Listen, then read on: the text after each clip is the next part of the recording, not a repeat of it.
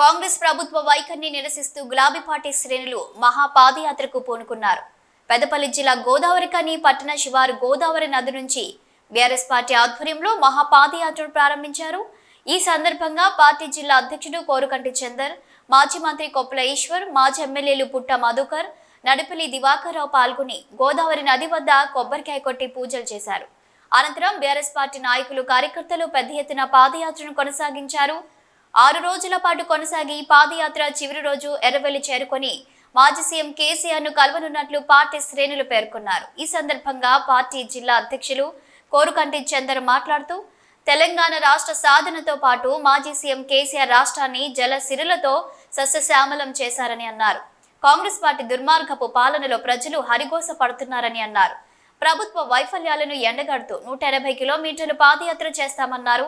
ఇదే క్రమంలో వివిధ ప్రాంతాలలో ఉన్న ప్రజలను, రైతులను కలిసి అక్కడి వ్యవసాయ పరిస్థితులను అడిగి తెలుసుకుంటామన్నారు.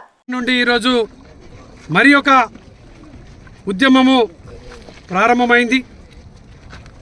తెలంగాణ రాష్ట్ర ఏర్పాటు కోసం నిధులు నియామకాల మీద సాగినటువంటి పోరాటం, కేసీఆర్ గారి నాయకత్వంలో 10 ఏళ్ల ప్రగతి ప్రస్థానంలో నిధులు నియామకాలను సంపూర్ణంగా తెలంగాణ ప్రజలకు అందించినటువంటి నేపథ్యంలో ఈ ప్రాంతంలో నీళ్ల కోసం మిషన్ కాకతీయ నుండి కాళేశ్వరం ప్రాజెక్టు వరకు కేసీఆర్ గారి నాయకత్వంలో గొప్పగా ప్రగతిలో ముందుకు పోతున్నటువంటి సమయంలో కేసీఆర్ గారిని, ఈ ప్రభుత్వాన్ని తప్పుడు మాటలు, దొంగ మాటలు, అబద్ధపు ప్రచారాలు చేసి అధికారంలోకి వచ్చిన తర్వాత నిండు కుండలా ఉన్నటువంటి గోదావరిని ఇలా ఎండబెట్టిండ్రు.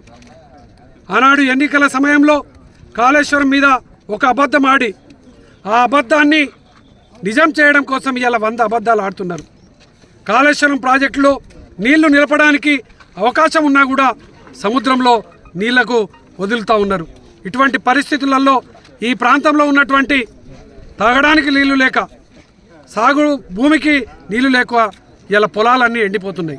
అందుకోసమే ఈ యొక్క నీళ్ల ఉద్యమాన్ని ఈరోజు ఈ యొక్క మహా పాదయాత్ర పేరిట మేము ప్రారంభం చేయడం జరుగుతూ ఉన్నది.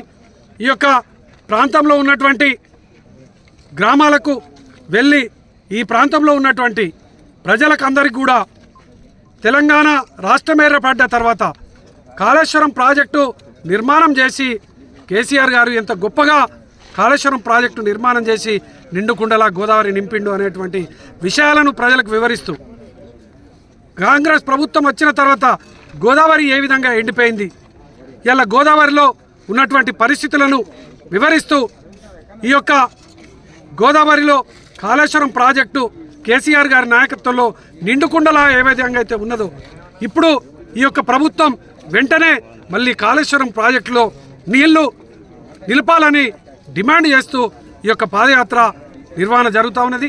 అసెంబ్లీ నడుస్తున్నటువంటి క్రమంలో ప్రతి ఎమ్మెల్యే కూడా ఈ యొక్క దీనిపై స్పందించాలి. కాళేశ్వరం ప్రాజెక్టులో నీళ్లు ఆపే విధంగా రేవంత్ రెడ్డి ప్రభుత్వాన్ని ఒప్పించాలని ఈ సందర్భంగా మేము డిమాండ్ చేస్తూ ఉన్నాం.